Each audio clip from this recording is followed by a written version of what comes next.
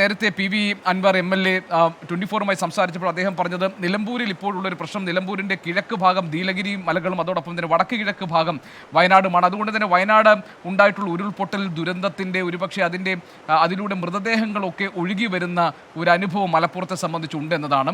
നേരത്തെ ഇപ്പോൾ 60 മരണമാണ് നമ്മുടെ മുന്നിലുള്ള കണക്ക് സ്ഥിരീകരിക്കപ്പെട്ടിരിക്കുന്നത്. അതിലേറെ മരണസംഖ്യ ഉയരാനുള്ള സാധ്യതകൾ നമ്മൾ മുന്നിൽ കാരണം. മാത്രമല്ല മൃതദേഹങ്ങൾ ഒഴുകി വരുന്ന ഒരു സാഹചര്യമുണ്ട് മലപ്പുറത്ത്. പ്രത്യേകിച്ച് ഇരുട്ടുകുത്തി, പോത്തുകല്ല്, പനങ്കയം, ഭൂതാനം ഈ മേഖലകളിൽ മൃതദേഹങ്ങൾ കണ്ടെത്തിയതായി ദൃക്സാക്ഷികൾ പറയുന്നുണ്ട്. മാത്രമല്ല അവിടെ തന്നെ വനത്തിനകത്തെ കുമ്പിളപ്പാറ എന്ന മേഖലയിൽ അവിടെ മൃതദേഹങ്ങൾ അടിഞ്ഞു കിടക്കുന്നുണ്ട്. അത് ആദിവാസി മേഖലയാണ് എന്ന് ആദിവാസികൾ ഈ വിവരം അറിയിച്ചിട്ടുണ്ട്. പക്ഷേ അഗ്നിരക്ഷാ സേനയ്ക്ക് അടക്കം ആ മേഖലയിലേക്ക് എത്തിപ്പെടാൻ കഴിയുന്നില്ല. ഇങ്ങനെ എത്ര പേർ എവിടെയെല്ലാം കുടുങ്ങിക്കിടക്കുന്നുണ്ട്, എത്ര മൃതദേഹങ്ങൾ ആരൊക്കെയാണ് ജീവന് വേണ്ടി അപേക്ഷിച്ച് കിടക്കുന്നത്, കാത്തുകിടക്കുന്നത് രക്ഷയ്ക്ക് വേണ്ടി എന്നൊന്നുമുള്ള വിവരങ്ങൾ കൃത്യമല്ല. അതുകൊണ്ട് മരണസംഖ്യ ഇനിയും ഏറെ ഉയരാനുള്ള സാധ്യതയുണ്ട്. ഒരുപക്ഷെ കേരളം അടുത്ത കാലത്ത് കണ്ട ഏറ്റവും വലിയ ദുരന്തമായി ഈ ദുരന്തം ഈ ഉരുൾപൊട്ടൽ മാറാൻ പോകുന്നു എന്ന് വേണം നമ്മൾ കരുതാൻ. അപ്പോൾ ഈ മണിക്കൂറിൽ ഏറ്റവും പ്രധാനപ്പെട്ട കാര്യം രക്ഷാദൗത്യം എത്രത്തോളം കാര്യക്ഷമമായി നമുക്ക് മുന്നോട്ട് കൊണ്ടുപോകാൻ കഴിയുമെന്നതാണ്. അതിൽ സേനയുടെ പങ്ക് വളരെ നിർണായകമായിരിക്കും. നേരത്തെ ഒറ്റപ്പെട്ട് കിടക്കുന്ന പ്രത്യേകിച്ച് മുണ്ടക്കൈ, അട്ടമല പോലെയുള്ള പ്രദേശങ്ങളിലേക്ക് എത്തിപ്പെടാൻ കഴിഞ്ഞിട്ടുണ്ട് നിലവിലെ സാഹചര്യത്തിൽ. അത് എത്തിയിരിക്കുന്നത് ഫയർ ആൻഡ് റെസ്ക്യൂ വിഭാഗവും NDRF-ഉം അതിസാഹസികമായി ഈ ചൂരൽ പുഴയ്ക്ക് കുറുകെ വടം കെട്ടി അതിസാഹസികമായിട്ടാണ് അവർ ഈ ഒറ്റപ്പെട്ട് കിടക്കുന്ന പ്രദേശങ്ങളിൽ എത്തിയിരിക്കുന്നത്. പലരും റിസോർട്ടുകളിലടക്കം അവരവിടെ ആശ്രയിച്ച് കഴിയുന്നുണ്ട്. അവരെക്കുറിച്ചൊന്നുമുള്ള കൃത്യമായ കണക്കുകൾ ഇപ്പോഴും ലഭ്യമല്ല. നമുക്ക് വീണ്ടും പോകാനുള്ളത് ചൂരൽമലയിലെ വിവരങ്ങളിലേക്കാണ്. ഏറ്റവും പുതിയ രക്ഷാദൗത്യത്തിൻ്റെ വിവരങ്ങൾ എന്താണെന്ന് നോക്കാം. സുർജിത്ത് അയ്യപ്പത്ത് നമ്മളോടൊപ്പം ചേരുന്നുണ്ട്. സുർജിത്ത്, ഒരു സംഘം NDRF-നും അതുപോലെ തന്നെ ഫയർ ആൻഡ് റെസ്ക്യൂ വിഭാഗത്തിനും ഈ ഒറ്റപ്പെട്ട് കിടക്കുന്ന മുണ്ടക്കൈ മേഖലയിലേക്ക് എത്താൻ കഴിഞ്ഞിട്ടുണ്ടെന്ന് നേരത്തെ റിപ്പോർട്ട് ചെയ്തിരുന്നല്ലോ. അവിടെ അവർക്ക് കൂടുതലായി എന്തെങ്കിലും കണ്ടെത്താൻ കഴിഞ്ഞിട്ടുണ്ടോ, ആരെങ്കിലും രക്ഷപ്പെടുത്താൻ കഴിഞ്ഞിട്ടുണ്ടോ? ഇതിൻ്റെ ഏറ്റവും പുതിയ വിവരങ്ങൾ എന്തൊക്കെയാണ്?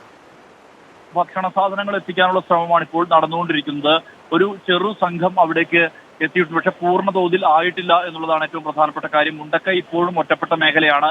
പ്രത്യേകിച്ച് ആ റിസോർട്ടിലടക്കം ആളുകൾ കേന്ദ്രീകരിച്ച് നിൽക്കുന്ന അവസ്ഥയാണത്. അവരെ ഒന്നും പുറത്തേക്ക് എത്തിക്കാനോ അല്ലെങ്കിൽ അവർക്ക് ആവശ്യമായ ഭക്ഷണം എത്തിക്കാനോ ഒന്നും തന്നെ കഴിഞ്ഞിട്ടില്ല.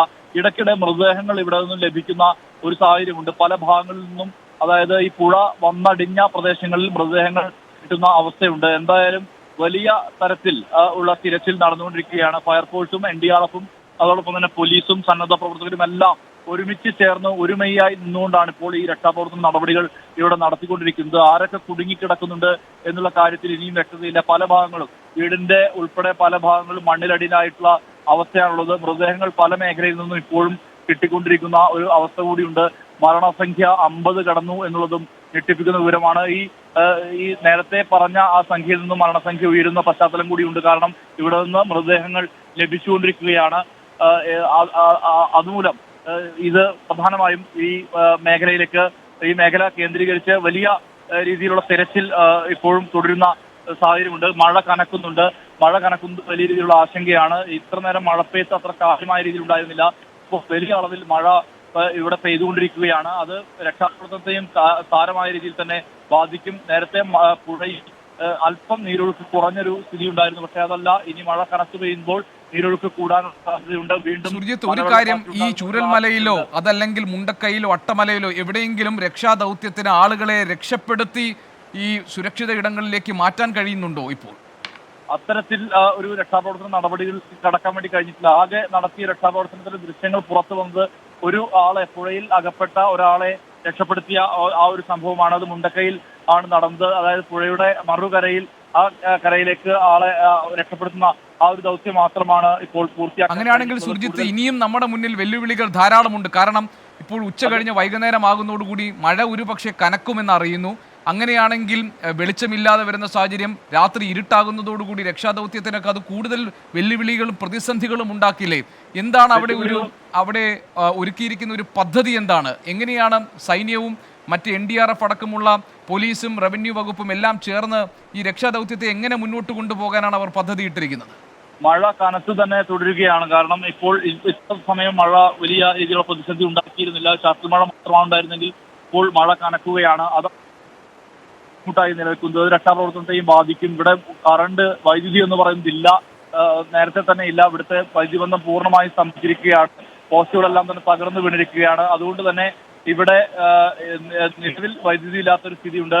രാത്രിയാകുമ്പോൾ സന്ധ്യ കടന്നു കഴിഞ്ഞാൽ പെട്ടെന്ന് ഇരുൾ വീഴുന്ന ഒരു പ്രദേശമാണിത്. ചുറ്റും മലകളാണ് എന്നുള്ളതാണ് പ്രതിസന്ധി. അതുകൊണ്ട് തന്നെ എന്ത് മാർഗമാണ് ഈ ജില്ലാ ഭരണകൂടവും അതോടൊപ്പം തന്നെ ഈ രക്ഷാ പ്രവർത്തനം നടത്തുന്ന സംവിധാനങ്ങളും ചെയ്യാൻ പോകുന്നത് എന്നുള്ളതാണ് ഏവരും ഉറ്റുനോക്കുന്നത്. സൈന്യം എത്തിയിട്ടില്ല.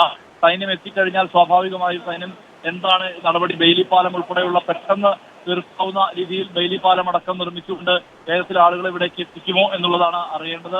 ഭക്ഷണം നൽകാനുള്ള സാഹചര്യം. ഒരു കാര്യം കൂടി സുർജിത്ത്, അതായത് സുരൂരിൽ നിന്നുള്ള ഈ ഹെലികോപ്റ്ററുകൾ ഇനി വ്യോമമാർഗം ഒരു നിരീക്ഷണം, ഒരു ഏരിയൽ വ്യൂ ഒക്കെ വേണമല്ലോ. അപ്പോൾ അവർ നേരത്തെ ചില പ്രതിസന്ധി കാരണം കോഴിക്കോട് ഇറങ്ങിയിരുന്നു, കാലാവസ്ഥ മോശമായതിന് കാരണം. പക്ഷേ സൈന്യത്തിന്റെ ഇപ്പോൾ ഏറ്റവും പുതിയ വിവരങ്ങൾ വരുന്നത് അവർ വീണ്ടും ഈ ദുരന്ത മേഖലയിലേക്ക് പുറപ്പെട്ടിട്ടുണ്ടെന്നാണ്.